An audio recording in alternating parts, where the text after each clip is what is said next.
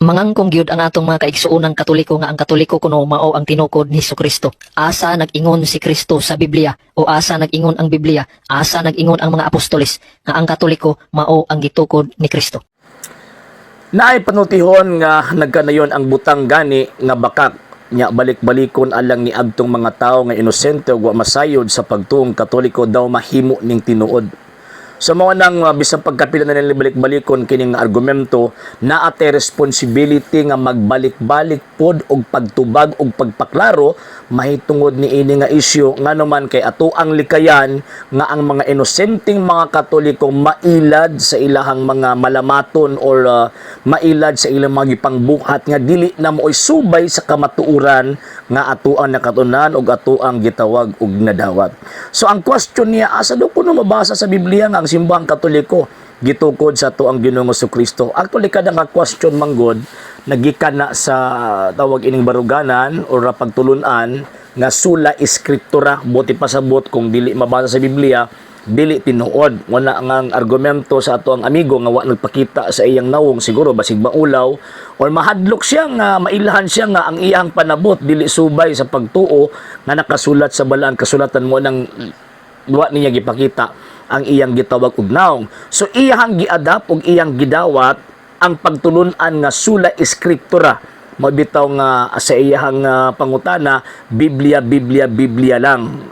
Nga naman kaya kamatuoran di ram gud mo pwede hektan lang sa nakasulat sa Biblia. Kaya wa man magtudlo ang Ginoong Jesucristo nga ang nakasulat lang or ang Biblia lang ang tuuhan. Never nagtudlo ang Ginoong Jesucristo ni ana.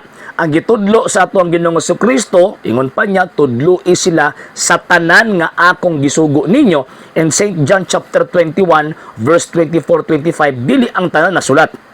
So kung dili ang tanan na sulat, so therefore, dili lang kay kasulatan lang, or gining Biblia lang, ang ato ang basis sa pagpamatuod, ilabi na sa iglesyang gitukod sa ato ang Ginoong Jesucristo. So karon mabasa ba sa Biblia nga ang Iglesia Katolika Apostolika Romana gitukod ni Ginoong Jesucristo? Yes, by essence or by nature or sa iyang gitawag esensya, yes, mabasa. Ang substansya niya, yes, mabasa. Nga naman kay dili man pwede ang simbahang Katoliko magpamatuod og mga butang nga dili nakabase sa Biblia.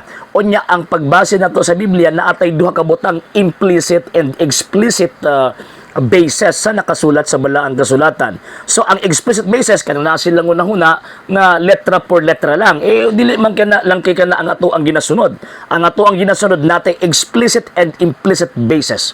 So nganong ako amang pahimukatan ang implicit basis tungod sa hinungdan nga ang Ginoong Jesucristo dili sa tanang panahon mo gamit siya og explicit presentation concerning sa iyang doktrina og ilabi na sa iyang iglesia nga iyahang gitukod. Di ba? Dili man tanan explicit na ay implied, na ay implicit.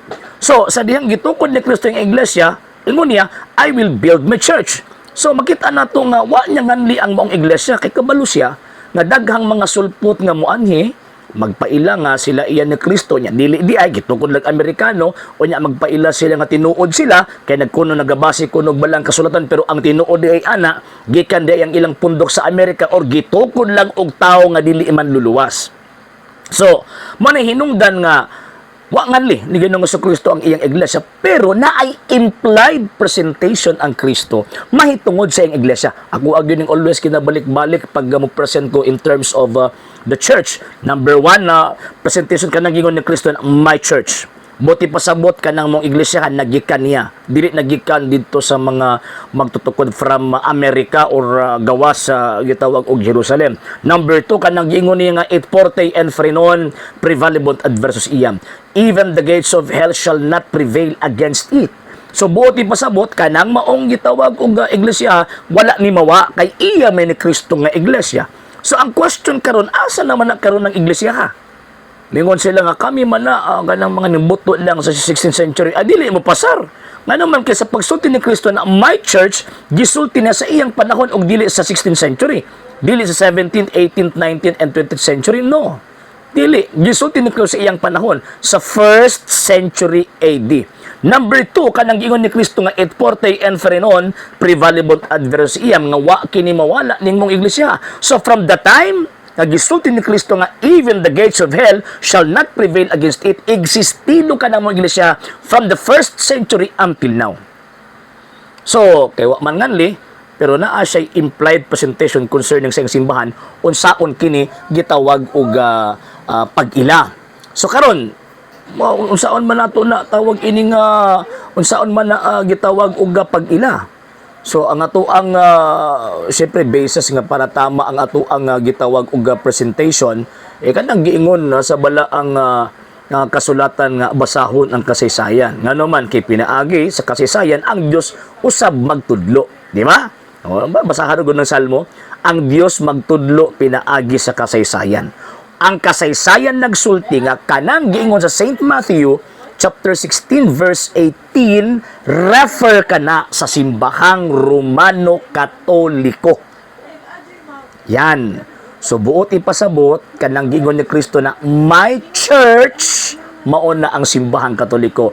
So ang question niya asa mabasa sa Biblia nga ang simbahang Katoliko gitungod ni Kristo, St. Matthew chapter 16 verse 18 o na ang kasaysayan nag-ingon na kana refer na sa Iglesia Katolika. So unta nahayagan ni atong mga higala nga mga dili Katoliko ug unta kanang ilang argumento nga magsigirag pangitag mabasa unya tagag mabasa di pud mo tuo ilahan na sa libay kay dili na pagtulon-an ni Ginoo nga si Kristo. Ato ang sundon kadtong giingon ni Kristo nga akong iglesia bisan ang hangaan sa impyerno dili nakabuntog ug kanang iglesia mo na Iglesia Katolika Apostolika Romana ug wala nay lain. Sa hindi pa po nakapag-follow sa mga pages po natin, i-follow niyo po yung mga pages po natin, RJ Horolanciano II TV Apolia Punto Argumento page, Kuya Apologist TV page, and RJ's Vlog 2022. And pwede rin po kayo mag-send po dyan ng Facebook stars. And also, sa atin po mga channels, sa hindi po nakapag-subscribe, i-subscribe po ninyo yung mga channels natin, The Lay Catholic, Apologist International Official, RJ Sanado II TV, Kuya Apologist TV, and Barrio Kawayan Religious Forum. And pwede rin po kayo mag-send po dyan ng super sticker, super chats, and super thanks. And maraming salamat po sa mga kapatid at mga Katoliko na ulis pong tumutulong sa programa po natin. Maraming salamat po. Nang dahil po sa tulong at suporta po ninyo ang programa pong ito, until now, andito pa rin po sa social media. And until now din po, nangangailangan pa rin po tayo sa tulong at suporta po ninyo dahil wala po kami magagawa rito mga sir, mga ma'am, kung wala po yung tulong at suporta po ninyo. Sa gusto pong tumulong, sa gusto pong sumuporta, pwede po ninyong ipadala ang tulong at suporta po ninyo sa pamamagitan po ng ating mga account numbers dyan po sa ating pong screen. And pwede nyo po kaming i-message sa ating pong page kung via remittance po yung papadala po ninyo. Maraming salamat po in advance.